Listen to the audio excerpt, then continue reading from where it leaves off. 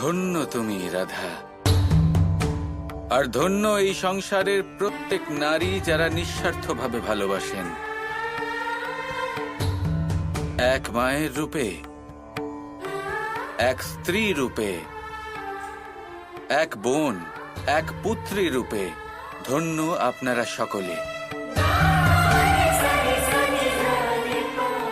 আমাদের এই দিবস, এটা শুরু হয় সূর্যোদয়ের সাথে, জীবনের জন্মের সাথে।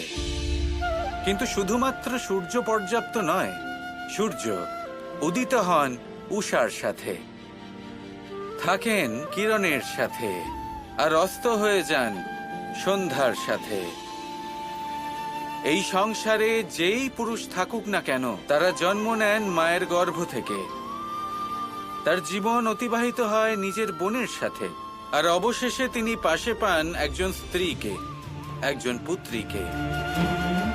শরীরের যেমন আত্মাকে প্রয়োজন হয়, মনের যেমন চেতনার প্রয়োজন হয়, রোগের ঔষধের প্রয়োজন হয়, তেমন ভগবানেরও ভক্তির প্রয়োজন হয়।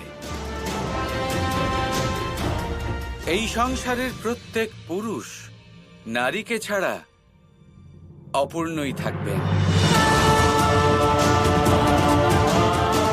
সেই জন্যই তো শিবের পূর্বে গৌরী, রামের পূর্বে সীতা মায়ের এবং নারায়ণের পূর্বে লক্ষ্মীর নাম নেওয়া হয়। আর সেই জন্যই রাধা হলো কৃষ্ণের প্রাণ।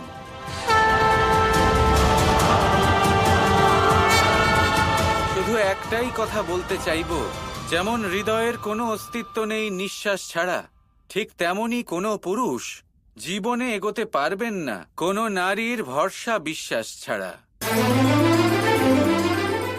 আজ রাধার সাথে সাথে এই সংসারের প্রত্যেক নারীকে আমি মন থেকে প্রণাম জানাচ্ছি।